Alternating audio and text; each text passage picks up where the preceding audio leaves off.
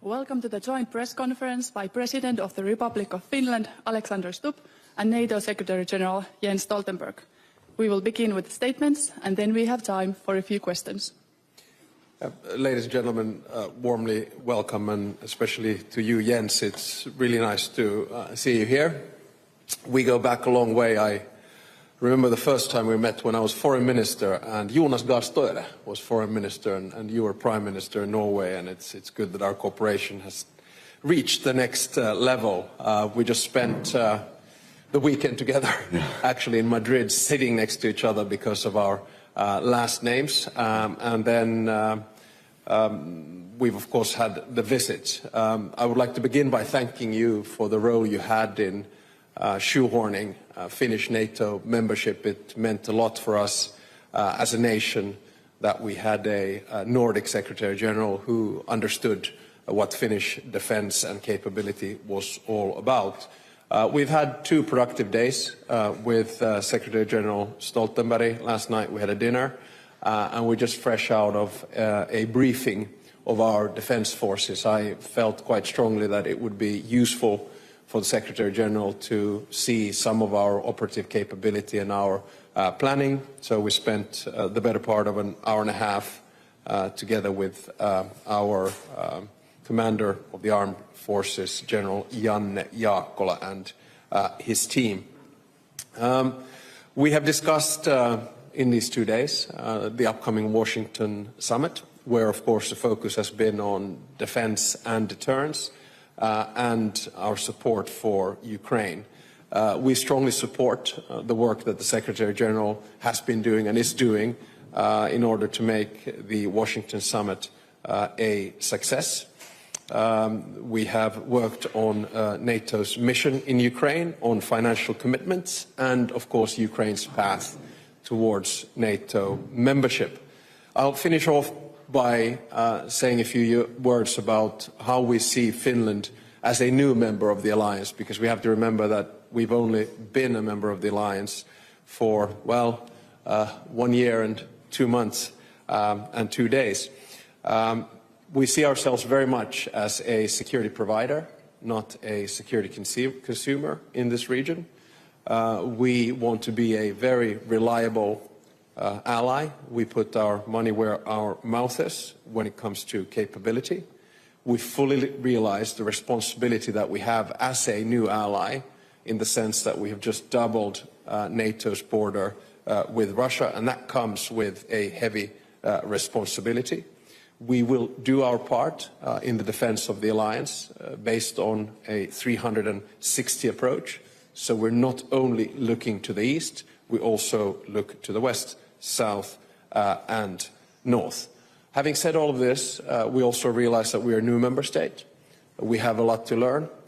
We are working on integrating our defense forces into the alliance.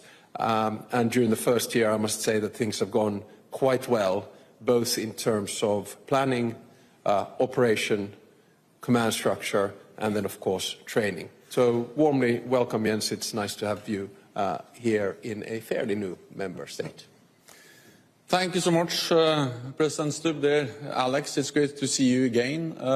I also very well remember when we met, when you were foreign minister, I was prime minister. At that time, it was hard to believe that Finland was going to become a member of NATO, and even harder to believe that you were going to be the president and I was going to be the Secretary General of NATO, but now we are here together.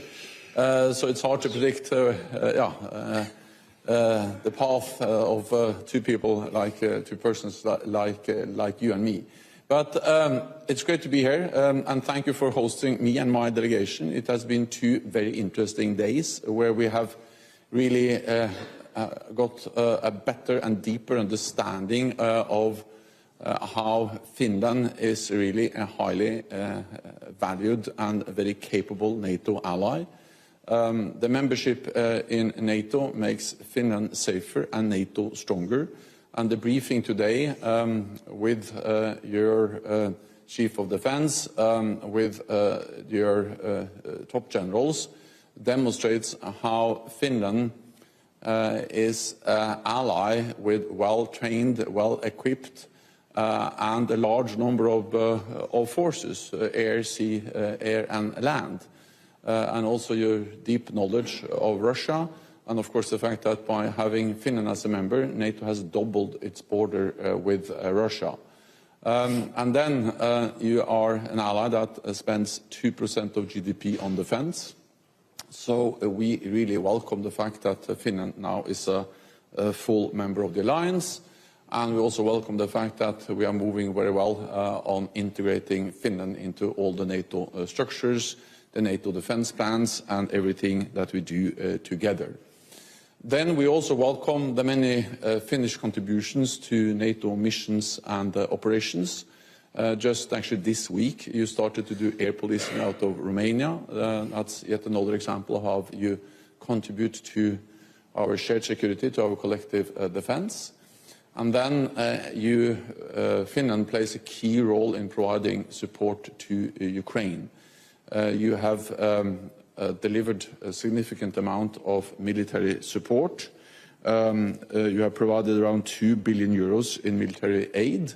And as you mentioned, Alex, we will discuss at the NATO summit and in the preparations for the NATO summit how to ensure that we stand by Ukraine for as long as it takes.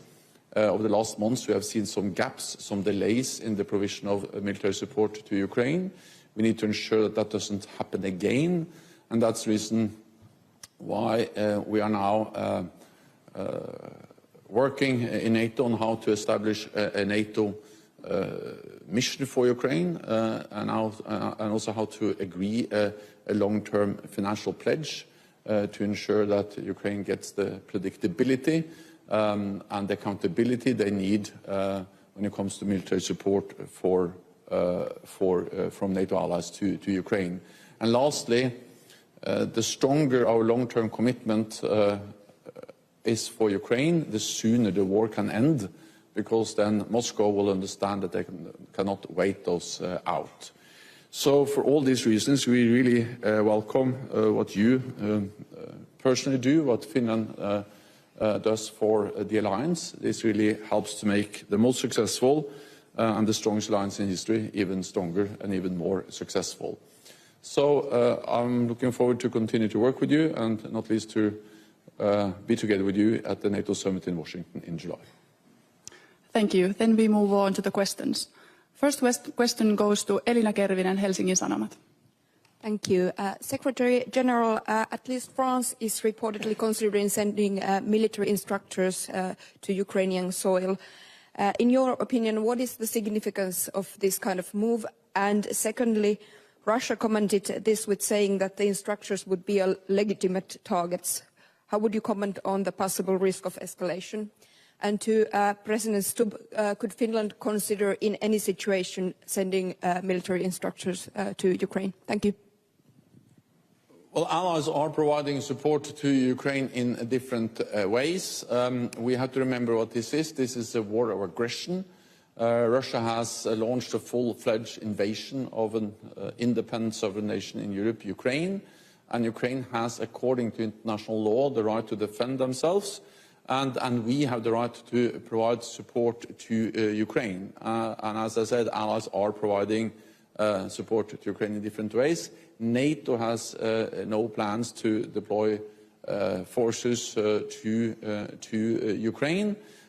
We are focusing on how we can establish a stronger framework for our support with a institutionalized framework for the support to Ukraine, and how to establish and agree a long-term financial commitment to ensure that we stand by Ukraine for as long as it takes.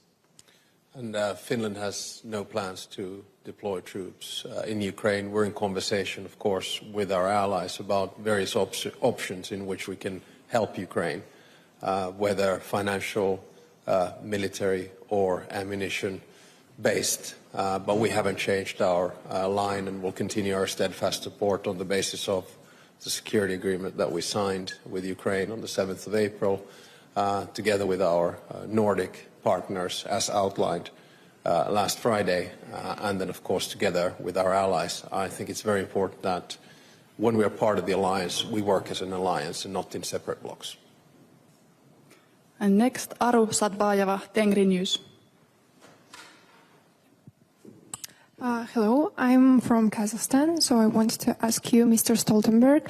Recently, the president of Kazakhstan, in his article to Euronews, called on the middle powers to join forces and take on the role of responsible global players and strengthen the stability of the world, because in today's world, it's marked with geopolitical turbulence. So what do you think about the role of middle powers, such as Kazakhstan, in promoting peace, and how do you assess the country's efforts to promote stability?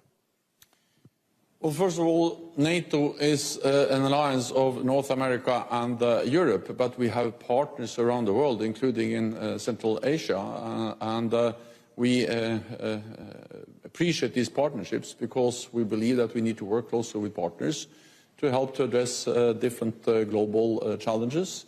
For many years, we worked with countries in Central Asia also to fight terrorism. We, of course, appreciate everything we can continue to do together to promote peace and stability. I remember my first visit to Kazakhstan as foreign minister and chairman of the OSCE in 2008, and I think your foreign minister at the time was Marat Tazin, and the speaker of parliament was current President Tokayev. I spoke to him a couple of weeks back, more specifically about peace and the peace forum that will be organized by Switzerland and Ukraine in Switzerland on the 15th and 16th of June. I attach a lot of importance to middle powers, and especially powers like Kazakhstan, in their capacity to mediate peace in different types of ways. And of course, I hope that as many countries, both from the global east and the global south, will participate in that peace summit next week, including, of course, Kazakhstan. Then we have Maria Steenroos from Yle. Hello. Finland differs from other Eastern flank countries because we have no permanent troops from NATO countries. Mr. Stubb, how does Finland consider the need for troops or permanent rotation, some kind of that, from the United States or from other NATO countries? And for Mr. Stoltenberg, does Finland need this kind of presence in this situation?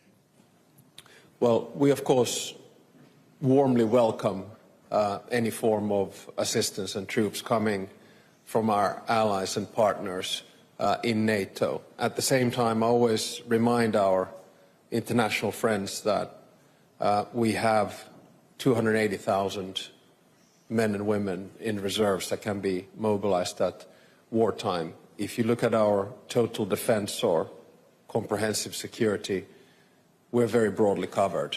But this is, of course, part of the organizational, operational planning of NATO. And as you will know, we have offered our services to be part of Norfolk, and we have also offered a land component element for our allies. This would probably entail somewhere between 35, maximum 50 officers, which then later on could be supplemented by forward land forces, FLFs. Having said all of that, this is part of our identity in the alliance, but I also want to stress that training exercises and operations linked to that are de facto presence, in the sense that the operations that we have, for instance, 2,000 American troops in Finland last week, they stay for a longer time than previously, and this is a strong part of what we do and how we train. So I want to dissolve the perhaps idea that we would be bringing in brigades of NATO soldiers or American soldiers here. That we're not doing, but we do welcome intensive training.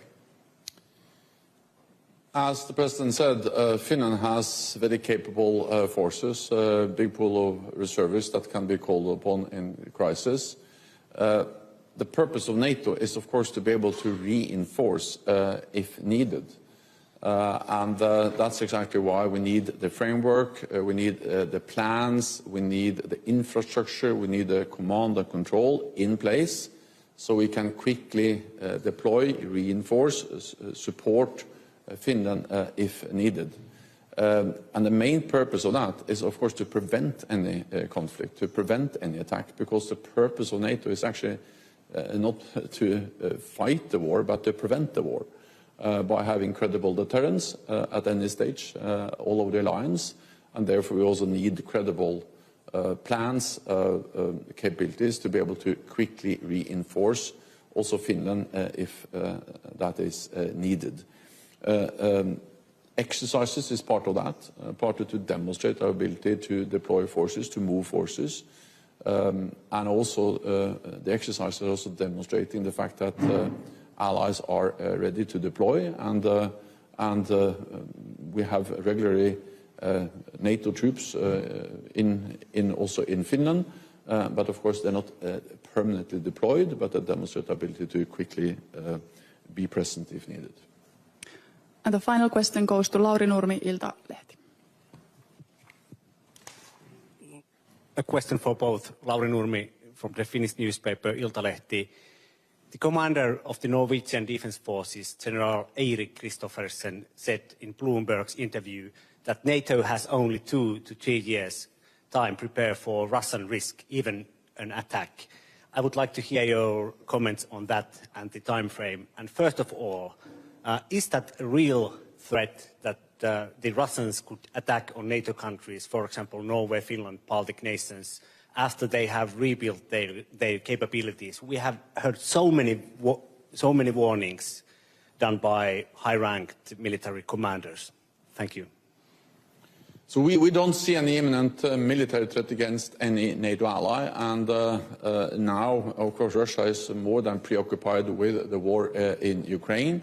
They actually moved a lot of forces from the vicinity of on Finland, the Nordic countries, down to Ukraine. Then, of course, when the fighting ends in Ukraine, they can rebuild those forces. But again, that doesn't mean that we see any danger for imminent attack against any NATO ally, because NATO is 50% of the world's military might. NATO is the strongest alliance, military power in the world. And the purpose of standing together, one for all for one, our collective defense clause, Article 5, is to prevent an attack. And for 75 years, NATO has done exactly that.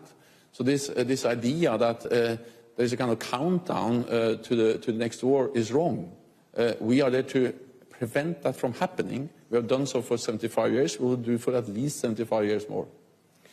I fully agree with the Secretary General, and I would like to mitigate the rhetoric that we quite often see in today's world. The alternative cost of Russia to deviate from its current attack on Ukraine is way too high.